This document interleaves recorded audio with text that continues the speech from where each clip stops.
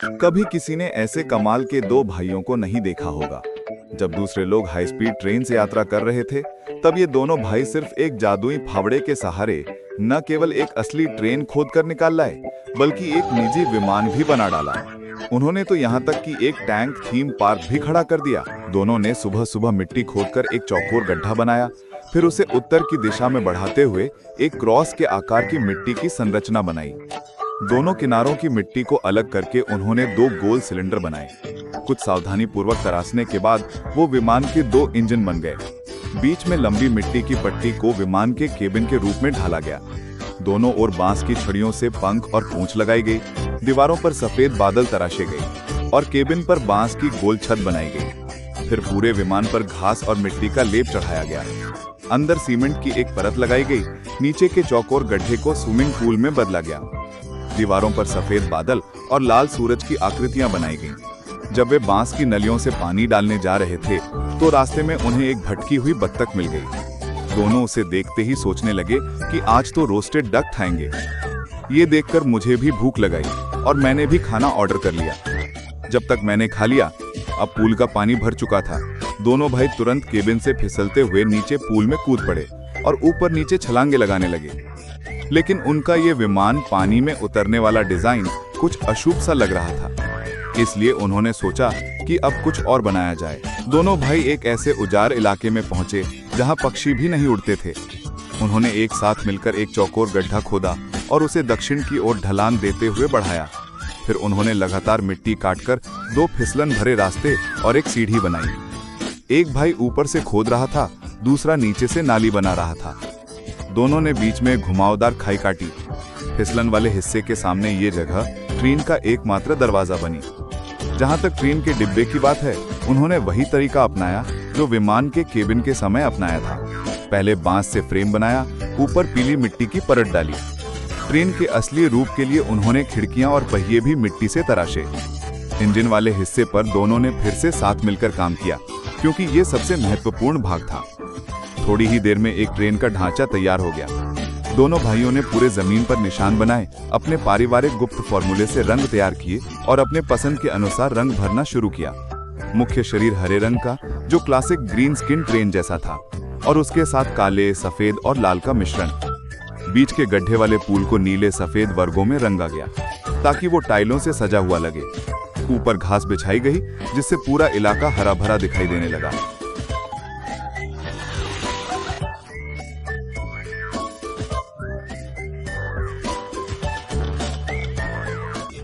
दोनों ने लगभग 250 वर्ग मीटर का गड्ढा खोदा, बीच में मिट्टी का बड़ा ढेर छोड़ा और फिर उस पर पीली मिट्टी डाल डालकर एक टैंक की आकृति निकाली। कुरिला ने बांस से गोलाकार तोप का हिस्सा उकेरा और उसका छोटा भाई आगे के हिस्से को तराशता रहा। दोनों तरफ एक जैसा 5 कोने का ढांचा बनाया गया। नीचे गोलाकार संरचना टैंक के पहियों की तरह दिखाई देने लगी। बड़े भाई ने भी मेहनत की और एक छोटी फावड़ी से पूरा आकार सुंदर और सटीक बनाया। थोड़ी ही देर में तोप का ढांचा स्पष्ट रूप से उभर आया, कोण स्पष्ट, रेखाएं सटीक। छोटे भाई ने नीचे के ट्रैक सिस्टम को भी बनाया, जिसमें असली टैंक जैसी धारियां और विवरण थे।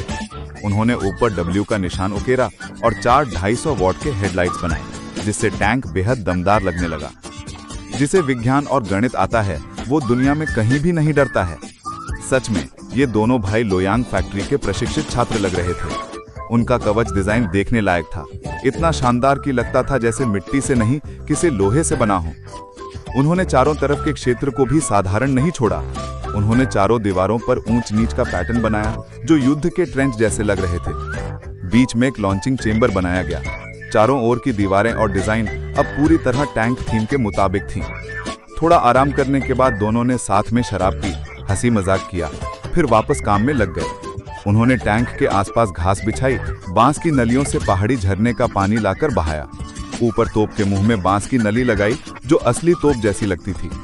छोटे भाई लाकुरी ने ध्यान से मिट्टी के छोटे छोटे गोले बनाकर कवच पर नट बोल्ट जैसी सजावट की। अब टैंक और भी मजबूत और असली जैसा लग रहा था। 6 महीने से बिना नहाए दोनों भाई जोश में ऊपर नीचे कूदने लगे।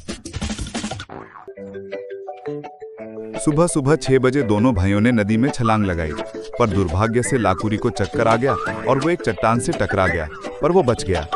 उन्होंने इसे शुभ संकेत माना और उसी जगह को अपने घर के निर्माण के लिए चुना। उन्होंने मिट्टी खोदकर बड़े बड़े कमरों का नक्शा बनाया। लकुरी ने सुरक्षा मार्गों की जिम्मेदारी ली, जबकि कुरिला ने इंटीरियर डिजाइन संभाला। दोनों ने फूलदान बनाए और सजावट शुरू की। लकुरी ने दरवाजे का प्रवेश द्वार बनाया और कुरिला ने अपनी 18 पीढ़ियों से चली आ रही फावड़ा कला का प्रदर्शन करते हुए मिट्टी से एक पुराना टेलीविजन उकेरा। अगर किसी के पास उनके जैसे हाथ होते तो वो महीने के कई लाख कमा लेता। लाकुरी ने मिट्टी से एक शानदार डबल बेड बनाया और साथ ही कमरे में एयर कंडीशनर का आकार उकेरा, जो दक्षिण पूर्व दिशा की हवा की तरह दिखता था। खिड़कियों पर पर्दे लगाए गए, जिससे पूरा माहौल घरेलू हो गया।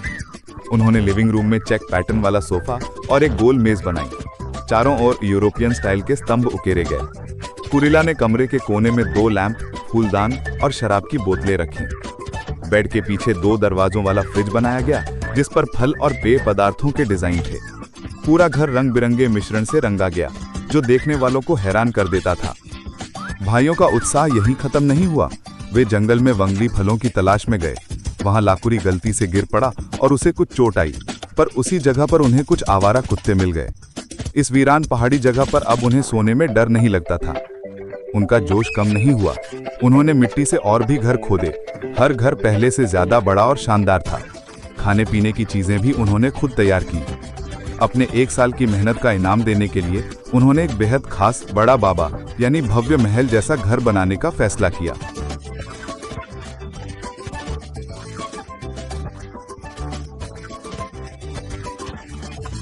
उन्होंने अंदर कमरे की सजावट शुरू की। एक सुंदर खिड़की बनाई, उसके पास बैकरेस्ट वाला डबल बेड तराशा, उसके पीछे दीवार पर पैटर्न बनाए और उसके पास अलमारी और लैंप भी उकेरे। उन्होंने किताबों की अलमारी भी बनाई। उसे भूख लगी तो उसने अपनी पड़ोसन तुई हुआ से कुछ अंडे लिए, उन्हें बांस की नलियों में रखकर मिट्टी के चूल्हे पर उबाला।